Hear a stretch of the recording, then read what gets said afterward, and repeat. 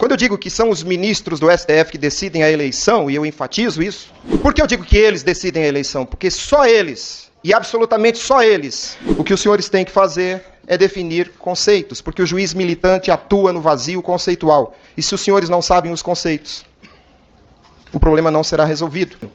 Nós fazemos eleição desde 1996 num método ilegal, inconstitucional, antidemocrático e fascista. Porque aquilo que era do povo passou a ser do Estado, para o Estado, pelo Estado. Isso é fascismo. Pessoal, vídeo extremamente importante que eu vou dar detalhes para vocês do que foi hoje um debate sobre o voto impresso que acabou de acontecer na CCJ. A Comissão de Constituição e Justiça que teve ontem a presença, a invasão da extrema esquerda. Eu trouxe aqui detalhes. A Carol Detoni passou um perrengue, teve que mudar de sala. Aquela velha democracia relativa do amor que vocês muito bem conhecem. Pois bem, hoje a pauta era o voto impresso. Teve a presença do ministro vice-presidente do TSE, o Cássio Nunes Marques. Eu vou trazer algumas falas dele também. Mas teve um procurador do Mato Grosso que soltou o verbo sobre, uma polêmica forte, tá? E que a gente vai ouvir ele falar juntos e talvez tenha alguma repercussão aí. Bom, a gente vai ver juntos isso. Tem também professor, gente, que foi filmado dentro de sala de aula fazendo militância para os alunos, falando sobre esse indiciamento do ex-presidente Bolsonaro. Olha, só vocês vendo pra crer, gente. E sem enrolação, eu já vou trazer vocês aqui pra tela, porque o deputado Maurício Marcon subiu na tribuna pra fazer um discurso. Olha, gente, foi um discurso bem forte que bateu aí na esquerda, dizendo o seguinte: se tem algo que o PT sabe fazer bem, é mentir. Bom, o dólar bateu hoje a casa dos R$6, a maior marca histórica, fazendo passar, inclusive, na época da pandemia, que chegou nos R$5,90. Gente, pandemia. Bom, vamos ouvir o que o Maurício Marcon tem para dizer. Tem uma coisa que eu admiro no PT, é a capacidade de mentir. Os bichos velhos são bons na mentira. É impressionante como eles sabem pegar algo que é terrível e transformar em algo positivo. Ontem, durante 7 minutos, em horário nobre, o ministro Fernando Haddad, certamente um dos piores ministros, se não o pior, que já exerceu o cargo, vendeu um Brasil para os brasileiros que simplesmente não existe. Disse ele que o país progride, inflação controlada, futuro brilhante. Mas o resultado, a realidade, ela acaba sendo contrária ao que prega o ministro e o governo do PT. Nós temos neste momento, e talvez quando esse vídeo subir para minhas redes, a situação já vai ser pior, porque se tem uma certeza nesse país, neste momento, é que hoje estamos melhores do que estaremos amanhã. Que o desastre ele vem se avolumando de uma forma muito intensa. Neste momento, o dólar está a R$6. É o maior patamar da história do país. Desde 1994, ninguém conseguiu em tão pouco tempo destruir a nossa moeda nessa velocidade. Mas não é só isso, presidente. A bolsa desaba, ou seja, a perspectiva real futura é de um desastre. Os juros futuros, aqueles que muitos parlamentares do PSOL, do PT, sobem ali para criticar a taxa de juros, mas que tem dinheiro aplicado em DIs, dispara sem precedentes. Nós nos aproximamos neste momento, brasileiros, dos números de Dilma Rousseff no seu pré-impeachment. Não existe milagre. Mas o PT mente porque ele tem uma certeza, que o povo acredita em suas mentiras. E quando as pessoas querem o impossível, somente os mentirosos a satisfazem. Nós temos uma fórmula para fazer esse país dar certo. O PT da Argentina, com Alberto Fernandes, quebrou o país. E agora, em menos de um ano, o governo Milei já diminui a miséria, aumenta o salário médio, traz investimentos e projeta um futuro verdadeiramente bom. Haddad deveria estar no Ministério da Mentira, porque para mentir, ele é craque. Obrigado, senhor presidente. Agora vejam só a turma do amor, ainda com o Maurício Marcon aqui, ele acabou se solidarizando com a Carla Zambelli. A deputada Carla Zambelli foi citada no dia de hoje pelo PSOLista Ivan Valente na tribuna na Câmara dos Deputados. Vejam só o que ele falou e que na postagem da Zambelli ela diz o seguinte, deputado Ivan Valente, que de valente não tem nada, diz com todas as letras que eu devo ser tirada de circulação. Vou levá-lo ao Conselho de Ética. já autorizado pelo presidente do PL, Costa Neto. Vamos ver o que disse então o Ivan Valente, que na tribuna parece que ele fez um discurso não de ódio, né? Porque a esquerda não tem discurso de ódio, a esquerda só tem discurso do amor, aquele amor que defende a democracia, mas calma, a democracia relativa. E mais, ora, se é para entrar no Conselho de Ética, o pessoal já entrou com esse, mas a gente podia ter entrado com a produção em série de fake news. Como ela disse ontem, também é uma fake news, a acusação. Mas isso é o trabalho dela, o ganha-pão dela. Ela é do gabinete do ódio mesmo, então é o ganha-pão dela, nós vamos entrar por outro motivo. Sabe qual é o motivo? Vejam vocês.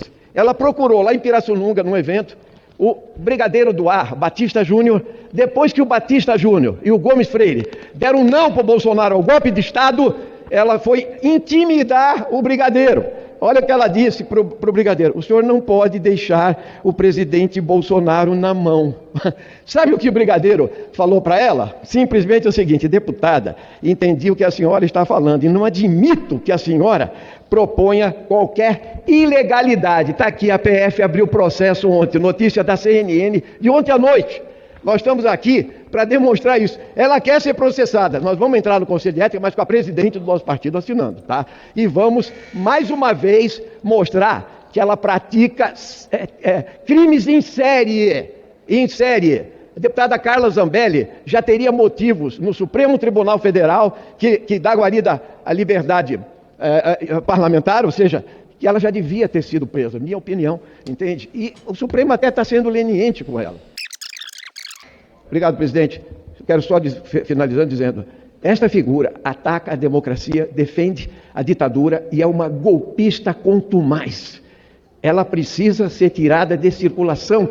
Ela precisa ser tirada de circulação e ela precisa perder o mandato. Ela não representa a democracia e o povo brasileiro. Isso aqui é tentativa de intimidação e nós não temos medo de fascista. Obrigado. Pessoal, tá aí. Olha, eu vou falar pra vocês, tá? É lamentável, mas vindo da esquerda, a gente vai esperar o quê, né? Pessoalista falando em democracia e depois falando em tirar um deputado de circulação, me faz inclusive mudar de assunto. E o que eu vou trazer pra vocês aqui agora é o que aconteceu na Comissão de Constituição e Justiça no dia de hoje. Lembrando, CCJ que ontem teve aquela balbúrdia da extrema esquerda, tiveram que inclusive mudar de plenário lá por conta daquelas manifestações das feministas que não obedeceram nem à polícia legislativa, fizeram um auê todo, né? Aquela democracia relativa do amor. Hoje, a pauta era o voto impresso. E na sessão, um procurador do Mato Grosso fez declarações fortíssimas contra o STF.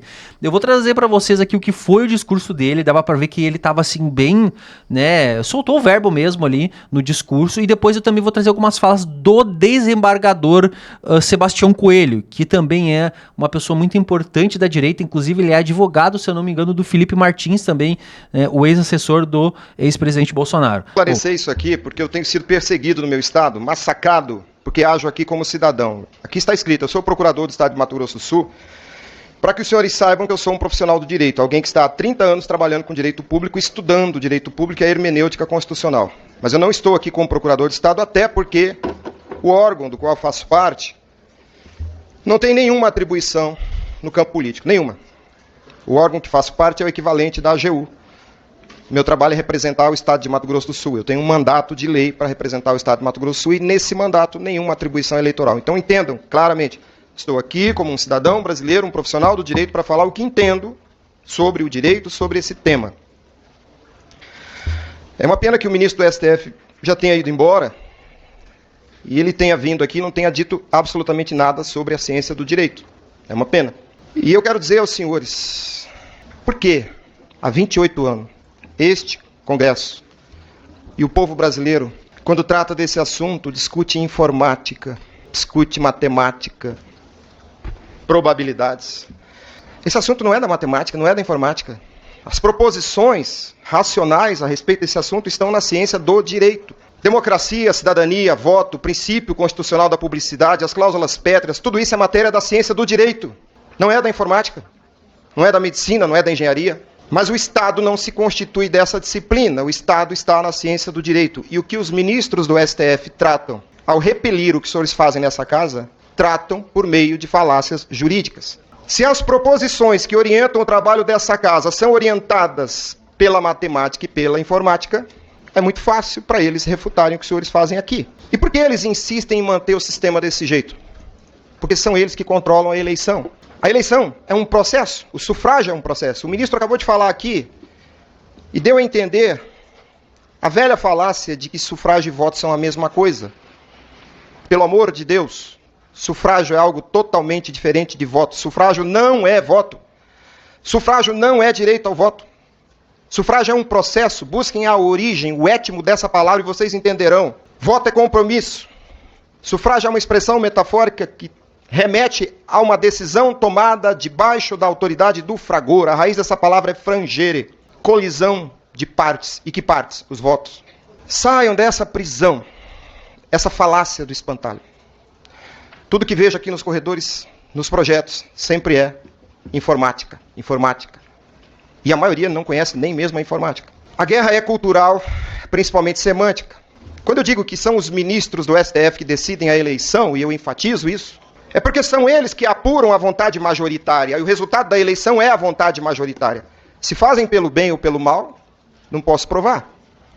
Raul Seixas disse uma vez, se o mel é doce, eu não posso afirmar.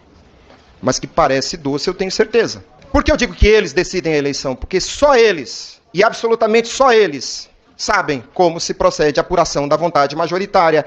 E o elegere, a escolha, é a vontade majoritária que decide. Não é por acaso que está além disso, importa quem conta o voto. O sufrágio não acaba quando você deposita sua vontade no sistema. O sufrágio é o fragor das vontades individuais. O voto é a vontade individual. Mas quem tem o absoluto controle sobre o sistema recusa qualquer interferência. Por quê? Porque essa Constituição, mal escrita em 88, deu à Corte Constitucional o poder de ser o agente do serviço eleitoral. Então nós temos juízes constitucionais que são também os prestadores do serviço eleitoral. E eles não querem perder o poder de controlar o destino de um país continental com 200 milhões de habitantes. E voltando à semântica, o que é auditoria? Essa palavra vem de audire, ouvir. O auditor ouve. E ouve quem? Ele não ouve a si mesmo. Ele ouve outro. É absolutamente irracional que há 28 anos nós, povo brasileiro, estejamos assistindo um teatro ridículo, onde alguém ouve a si mesmo. Não há absolutamente nenhuma auditoria no serviço eleitoral, porque é o próprio agente do serviço eleitoral que fiscaliza a sua própria conduta. Isso não é auditoria, isso não é audire. Entendam o absurdo de se esperar que alguém fiscalizando a própria conduta esteja fazendo algo que possa pôr em risco a sua própria conduta.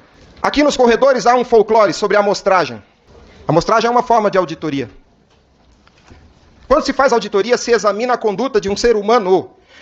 Quando um fiscal de renda olha os registros fiscais de um empresário, ele não está fiscalizando o livro, ele está fiscalizando a conduta do sujeito passivo da relação tributária. Quando se pretende fazer uma auditoria dos atos do serviço eleitoral, o que está se fiscalizando é a conduta dos agentes do serviço eleitoral. Não é a urna eletrônica, meu Deus. A máquina não é sujeito de direito e obrigação. Ocorre que o sujeito que presta um serviço através de um certo instrumento, ele se põe a fiscalizar o próprio instrumento e ao final conclui que aquilo que ele fez está muito bonito. Quem propõe a amostragem abre uma porta gigantesca para que isso continue a ser assim. Porque a eventual amostragem será novamente conduzida por aqueles que deveriam estar sendo fiscalizados. E a amostragem é uma operação técnica que se faz quando o universo amostrado é conhecido na sua substância. A substância do voto é a vontade individual. Votos não são fungíveis. E se alguém disser que a amostragem é para mostrar o funcionamento do equipamento, o enredo piora. Porque olhar o que uma máquina faz não significa que eu sei o que a outra máquina faz. Vejam, o problema é semântico. Uma outra proposição folclórica que tenho ouvido aqui tem que ser por PEC, porque PEC é mais forte. Estudem o controle jurisdicional de constitucionalidade. O controle de constitucionalidade julga qualquer espécie normativa. Emenda constitucional também pode ser julgada inconstitucional. O que os senhores têm que fazer é definir conceitos, porque o juiz militante atua no vazio conceitual. E se os senhores não sabem os conceitos, o problema não será resolvido. Muitas vezes eu chego em algum gabinete e o parlamentar me diz, não precisa falar comigo, você já tem meu voto. Senador, deputado, eu preciso que o senhor entenda o assunto. Se o senhor faz um projeto de lei para repetir simplesmente vai ter voto impresso, o senhor não resolve o problema. O senhor precisa dizer o que é o sufrágio. Qual a natureza jurídica do sufrágio? Por que o princípio da publicidade se aplica sobre o sufrágio? Quando ocorre o escrutínio do voto? Os senhores precisam entender por que a Corte Constitucional da Alemanha recusou o voto eletrônico. E as razões são jurídicas, não são matemáticas nem informáticas. Houve uma lei em 95, 9.100 em 95. 10.402, 2002, ambas prevendo voto impresso. Depois, 10.740, 2003, criando a virtualização do voto. Depois, uma nova tentativa em 2009, 12.34, 2009. Depois, em 2015, 13.165, 2015. O que essa norma dizia? Vai ter voto impresso. Não há nenhum conteúdo jurídico nessa frase. Este Congresso recentemente tomou uma atitude inteligente quando tratou do tema do marco temporal. Este Congresso definiu o instituto jurídico. Os senhores fazem fonte da lei. Os senhores é que têm o mandato, a investidura política para dizer o que é o instituto jurídico. O juiz militante atua no vazio conceitual como prevê o artigo 4º da Lei de Introdução ao Direito. Vejam, o tempo já acabou. Nós temos que afastar palavras como confiança. Confiança é confidere, fidere, fides, fé. O Estado é laico, eu não tenho que atribuir fé a nenhum servidor público, seja ele ministro ou não. A rigidez do ato do agente público só se dá se houver cumprimento aos princípios. E o princípio constitucional da publicidade tem sido maltratado. Eu vi da boca de um assessor jurídico aqui nesta casa que público é o ato do agente público. Não, senhor, público é o atributo do ato, não do agente. Tem muito agente público cometendo atos que não são públicos. Entenda, público é aquilo que está na compreensão do povo, porque público, esse adjetivo, significa do povo. O povo deve se apropriar pela compreensão do ato do escrutínio. Nós fazemos eleição desde 1996 num método ilegal, inconstitucional, antidemocrático e fascista. Porque aquilo que era do povo passou a ser do Estado, para o Estado, pelo Estado. Isso é fascismo. Isso é fascismo. Muita coisa pode se dizer mal, ruim, de Getúlio Vargas. Mas uma coisa ele acertou. Ele tirou a eleição da mão dos coronéis e seus bacamartes e suas milícias, quando deu ao voto um corpo concreto. Em 80, reiniciaram a tentativa de tornar o voto virtual apenas potência. Brizola começou essa luta. Brizola. Brizola. Isso não é uma pauta da esquerda ou da direita, é uma pauta da democracia. Se o voto é eletrônico, senhores, o voto é feito de elétrons. Nenhum ser humano nesta sala tem nenhum sentido atribuído por Deus que lhe permita conhecer elétrons. E há uma cláusula em qualquer Constituição. O voto deve estar sob uma relação direta de domínio. Esse é o conteúdo teleológico daquela cláusula mal escrita na Constituição de 88, chamada voto direto. Não é o voto que é direto, é tua relação sobre o voto. Você não estabelece uma relação direta de domínio sobre um punhado de elétrons. É por isso que Israel dá ao voto um corpo concreto. Por que eu estou citando Israel? É a ponta da tecnologia no mundo. Senhores, se o voto não tem corpo, matéria, ele não existe. Sabe por que eles dizem que não há fraude, nem há prova de fraude? E eles têm razão. Porque o próprio voto não existe nesse sistema. Não dá para falar isso aqui em 10 minutos. Isso aqui é uma aula de 5 horas sobre semiótica, semântica, etimologia, hermenêutica constitucional.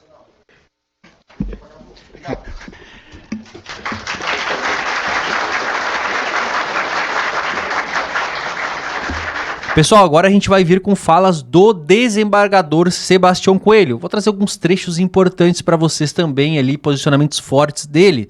Se vocês ainda não curtiram, não compartilharam esse vídeo, não se inscreveram, faz isso agora. A gente traz vídeos aqui todos os dias no canal Debate em Foco. Fiquem com o desembargador. Então, essa auditoria, ela não pode ser por amostragem. E não existe a possibilidade, o Felipe já explicou bem, de auditar o que nós não enxergamos. Você confia na máquina eletrônica? Eu não confio nas pessoas que controlam a máquina. Essa é a questão. Porque a máquina é uma caixa que recebe o software. Essa é uma realidade. Agora, quem controla? Quais são as pessoas que inserem os dados? Os senhores sabem, Medeiros, quem insere os dados? Olha, fechamos tudo aqui, quem sabe? Quem tem a possibilidade de verificação? Ninguém sabe. É um grupo pequeno que nós, os senhores parlamentares, pergunte um ao outro que tenha mais, interage mais com essa matéria, se sabe qual o núcleo, o grupo de pessoas que alimentam a máquina? Não sabemos. E pela conduta que, infelizmente, os senhores ministros do Tribunal Superior Eleitoral, especialmente os do Supremo Tribunal Federal, têm tido nos últimos tempos, nós não temos a confiança nessas pessoas, infelizmente nós não temos. Não podemos confiar pela conduta deles, não é por outra coisa, por as decisões que eles proferem. O deputado Luiz Felipe está com grandes projetos aí sobre a reformulação do Poder Judiciário e tem que ser. Nós não podemos ter dentro do Tribunal Superior Eleitoral 3 ministros do Supremo Tribunal Federal. Porque eles decidem, viram a resolução em 2022 sobre a eleição, o procurador até ingressou lá no Supremo Tribunal Federal. Os 3 ministros que elaboraram a resolução, aquela que dizia, olha, tire 24 horas, tolo, né? Foram agora votar o recurso. Isso não tem cabimento. Em outra matéria, nós estamos vendo aí a vítima julgando o réu, mas esse é um outro departamento, né? Então, o princípio aqui é o princípio da confiança. O eleitor, ele tem que saber que o seu voto é contado. Eu tenho interesse em saber como o meu voto é contado. O artigo 14 da Constituição diz, olha, o sufrágio universal é pelo voto direto e secreto. O voto é diferente do sufrágio, como o Felipe explicou agora, e eu já vou concluir, deputado. Essa possibilidade de verificação, ela é necessária para a paz social em nosso país. Senão nós vamos ver as pessoas aqui com camisetas, democracia, só contagem pública de votos, e eu quero lamentar por os senhores que estão colhendo votos, vocês não vão conseguir as assinaturas. É impossível recolher assinatura com número suficiente para um projeto de iniciativa popular. Os senhores têm que apoiar o que está aqui no Congresso Nacional, o que já está aqui para ser debatido neste exato momento. Eu fiz algumas anotações, mas o tempo não permite. Diz, hein? Para concluir, sem tomar o tempo dos senhores, não existe possibilidade de auditoria daquilo que nós não vemos. Não existe. Se vamos fazer por amostragem, isso é uma armadilha. A amostragem é uma armadilha. Tem que contar, o projeto eu li antes de vir para cá mais uma vez, ele diz, olha, possibilidade de recontagem tendo como origem, como autor, a direção nacional de partido está certo, senão cada um vai querer a recontagem. A direção nacional de um partido é que deve fazer esse pedido de recontagem. Se houver divergência entre o que está na urna e a máquina, qual que deve prevalecer? Evidentemente o que eu vi. Se eu mandei numa urna com 300 votos, e eu estou contando aqui dizendo, olha, os votos foram para fulano, e a máquina diz diferente, essa máquina não pode estar certa. Está certo o que nós estamos vendo aqui. Essa que é a realidade que nós estamos vivendo. Então, eu lamento que as interferências já colocadas aqui por vários ministros do Supremo Tribunal Federal com relação à atuação do Congresso Nacional. O ministro Cássio, para os que não estavam aqui no início, ele disse, bem no início da sua fala, o debate pertence ao Congresso Nacional, e é isso. Os outros debates havidos, que foram derrubados pelo Supremo Tribunal Federal, não havia o que está havendo hoje. Interesse da população. Decidiu e está acabado. O que aconteceu que não vai ter a contagem física? E não é aquela contagem de voto impresso, como foi dito em uma palestra lá em Paris. Não se trata disso, pegar, olha, o voto para fulano, não. Não está escrito, é o voto que saiu aqui lá, o comprovante da votação. Eu lamento dizer, mas o sistema eleitoral da Venezuela é mais aperfeiçoado do que o do Brasil. Venezuela está à frente do Brasil. Pelo sistema da Venezuela foi comprovado que Maduro, ditador, que foi proibido de dizer que ele era ditador, fraudou a eleição. E ele viu que fraudou a eleição, mas não divulga. E aí nossa autoridade diz, não, nós vamos respeitar a Suprema Corte de lá. E o Maduro responde, vamos respeitar a do Brasil, porque isso respeitou a minha. Então é isso. A minha participação, como eu disse, o Felipe já expôs tudo necessário, eu vou estar à disposição para poder responder algum questionamento, mas eu queria apelar aos senhores parlamentares. Façam valer a vontade do povo, os senhores são os representantes do povo. Nós demos uma procuração, os senhores têm minha procuração.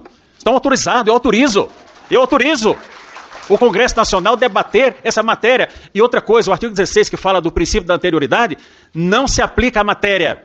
O artigo 16 é para tratar da igualdade, da paridade de arma entre as pessoas que estão disputando o pleito eleitoral, e não sobre serviço administrativo. Olha, se não votarmos até o 5, 4 ou 3 de outubro do próximo ano, não valerá. Valerá sim. Porque é uma matéria de natureza administrativa. Eu espero que esse Congresso Nacional dê a resposta que a nação brasileira espera. Muito obrigado.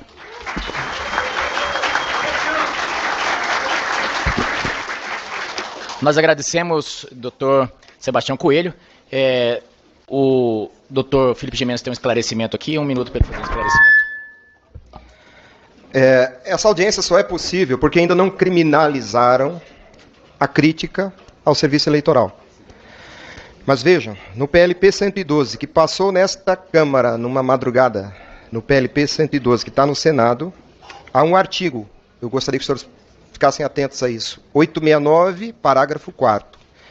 PLP 112, que está no Senado, 869, parágrafo 4º. Prevendo 7 anos de prisão para quem, tipo penal aberto, bem aberto, estimular a recusa do resultado eleitoral. Se essa excrescência tivesse sido aprovada, o que nós estamos fazendo aqui seria crime, passível de 7 anos de prisão. Prestem muita atenção nisso. Há uma iniciativa em transformar o Código Eleitoral numa espécie de instrumento de tortura medieval e especialmente de mordaça. Paulo Bonavides, um constitucionalista, diz que os poderes e os direitos têm intrínseco os meios. O artigo 14 diz que a soberania popular se faz pelo sufrágio, o verdadeiro sufrágio. Não essa falácia que está no Google, que está na internet. Sufrágio, fragor público. Se não temos fragor público de votos, não temos soberania popular. Obrigado, deputado. Então tá aí, né, pessoal, uma aula. Olha, eu vou contar pra vocês, tá? Eu não conhecia aqui o Felipe Jimenez, mas percebe que ele realmente entende muito do assunto. É uma pessoa que fala muito bem, o procurador fala realmente muito bem. Depois a gente veio aqui com o Sebastião Coelho, também desembargador, que vai muito bem sempre e que a gente sabe que é um debate muito importante e que devem ter novos desdobramentos. E aí, pessoal, o que vocês acharam aí tanto das falas do procurador quanto do desembargador Sebastião Coelho? Comentem para mim aqui embaixo. Não se esqueçam de se inscrever no canal, é importante para que tu receba os próximos vídeos. Eu me chamo Rodrigo, a gente traz vídeos aqui todos os dias sobre o que está acontecendo, com muitas notícias, informações, alguns reacts, como é esse vídeo, reagindo um pouco mais, mas todos os dias a gente está aqui com vídeos novos e trazendo, obviamente, né, tudo que está acontecendo para vocês. Então eu vou ficando por aqui. Até o nosso próximo vídeo no canal Debate em Foco.